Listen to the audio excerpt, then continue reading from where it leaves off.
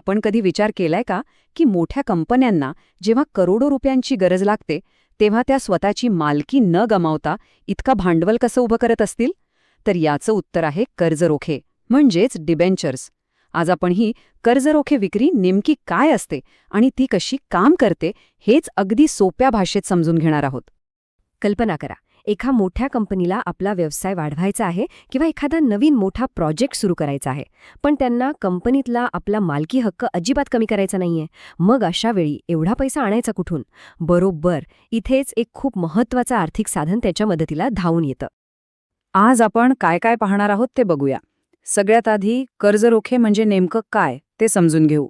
मग ते विकण्यासाठी कोणते कायदेशीर नियम पाळावे लागतात ते पाहू. त्यानंतर गुंतवणूकदारांसाठी संरक्षक म्हणून कोण काम करतं ते जाणून घेऊ. आणि शेवटी ही सगळी प्रक्रिया प्रत्यक्षात कशी पार पडते याचा आढावा घेऊ. चला तर मग थेट मुद्द्यालाच हात घालूया. हे कर्जरोखे किंवा ज्याला आपण डिबेंचर्स म्हणतो ते नक्की आहे तरी काय?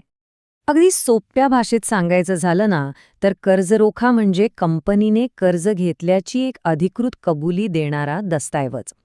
हे एक प्रकारे कंपनीने कर्जदारांना दिलेलं वचनपत्रच असतं की हो, आम्ही तुमचे पैसे घेतले आहेत आणि ते परत करणार आहोत. आणि गंमत म्हणजे या शब्दाचा उगमही खूप इंटरेस्टिंग आहे. डिबेंचर हा शब्द डेबेर या लॅटिन शब्दावरून आलाय आणि त्याचा अर्थच होतो कर्जदार असणे किंवा देणे लागणे. म्हणजे नावावरूनच त्याचं काम एकदम स्पष्ट होतं. आता हा फरक समजून घेणं खूप महत्वाचं आहे. बघा, जे कर्जरोखे खरेदी करतात ते कंपनीचे मालक बनत नाहीत. ते असतात धनको, म्हणजे कर्ज देणारे सावकार. त्यामुळे त्यांना नफ्यातला हिस्सा म्हणजे लाभांश नाही मिळत, तर त्यांना मिळतं एक ठरलेल्या दराने व्याज. आणि सगळ्यात महत्वाचं, कंपनीच्या निर्णयात म्हणजे मतदानात त्यांना कोणताही हक्क नसतो. ठीक आहे, पण मग ही सगळी प्रक्रिया कशी चालते?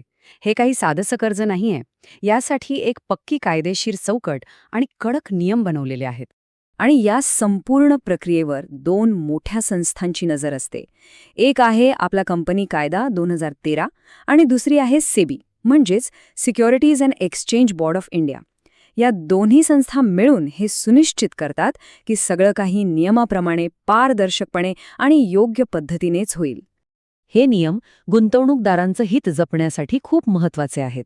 उदाहरणार्थ, कायदा स्पष्ट सांगतो की कर्जरोख्यांसोबत मतदानाचा हक्क देता येणार नाही, ज्यामुळे कंपनीचे नियंत्रण मूळ मालकांकडेच राहतं. तसंच गुंतवणूकदारांचे पैसे वेळेवर परत मिळावेत यासाठी कर्जरोखे परतफेड राखीव निधी म्हणजेच DRR तयार करणं कंपनीसाठी बंधनकारक आहे. एक प्रकारची सेफ्टी नेटच आहे ही. आणि याच सुरक्षितेच्या मुद्द्यावरून आपण येतो या प्रक्रियेतल्या एका अत्यंत महत्त्वाच्या व्यक्तीकडे. ते म्हणजे कर्जरोखे धारकांचे संरक्षक. हे जे विश्वस्त असतात ना, ते एका प्रकारे पहारेकऱ्याचं काम करतात. कंपनी आणि हजारो गुंतवणूकदार यांच्यामधला ते एक विश्वासू दुवा असतात, जे हे पाहतात की कंपनी आपलं वचन पाळते आहे की नाही. आणि हे नातं फक्त बोलण्यापुरतं नसतं, तर ते विश्वस्त करार किंवा ट्रस्ट डीड नावाच्या एका कायदेशीर दस्तऐवजात पक्कं केलेलं असतं. ह्याच करारामुळे कंपनी तिच्या जबाबदाऱ्यांसाठी उत्तरदायी ठरते. विशेष म्हणजे कर्जरोख्यांची विक्री पूर्ण झाल्यावर 3 महिन्यांच्या आत हा करार करणं बंधनकारक आहे. ओके, तर आत्तापर्यंत आपण कर्जरोखे म्हणजे काय, ते का काढले जातात आणि त्यात कोण महत्वाचे असतात हे पाहिलं. आता वळूया प्रत्यक्ष कार्यपद्धतीकडे. म्हणजे हे सगळं कसं केलं जातं? ही प्रक्रिया म्हणजे अनेक छोट्या मोठ्या पण महत्वाच्या टप्प्यांची एक ठरलेली साखळी आहे. कंपनीला या प्रत्येक टप्प्याचं अगदी काटेकोरपणे पालन करावं लागतं. चला तर मग हे टप्पे नेमके कोणते आहेत ते पाहूया. याची सुरुवात होते कंपनीच्या बोर्डरूममधून, जिथे संचालक मंडळ ठराव पास करतं. जर कर्जाची रक्कम खूप जास्त असेल तर भागधारकांची परवानगी घेण्यासाठी विशेष सर्वसाधारण सभा बोलावी लागते. मग सगळी कागदपत्र कंपनी निबंधकाकडे सादर केली जातात. आणि त्यानंतर येतो एक महत्वाचा टप्पा, क्रिसिल किंवा केअरसारख्या एजन्सीकडून क्रेडिट रेटिंग मिळवणं. हे रेटिंग म्हणजे एक प्रकारे कंपनीच्या आर्थिक तब्येतीचा रिपोर्ट कार्डच असतो. एकदा ही सगळी तयारी झाली की कंपनी माहितीपत्रक किंवा ऑफर लेटर प्रसिद्ध करते. गुंतवणुकीसाठी आलेले अर्ज आणि पैसे एका वेगळ्या बँक खात्यात जमा केले जातात. त्यानंतर पात्र अर्जदारांना कर्जरोख्यांचं वाटप होतं, त्यांना प्रमाणपत्र मिळतं आणि शेवटी कर्जरोखेधारकांच्या नोंदवहीत सगळ्या नोंदी करून ही प्रक्रिया पूर्ण होते. तर ही सगळी प्रक्रिया पाहिल्यावर एक मोठा आणि महत्त्वाचा प्रश्न समोर येतो.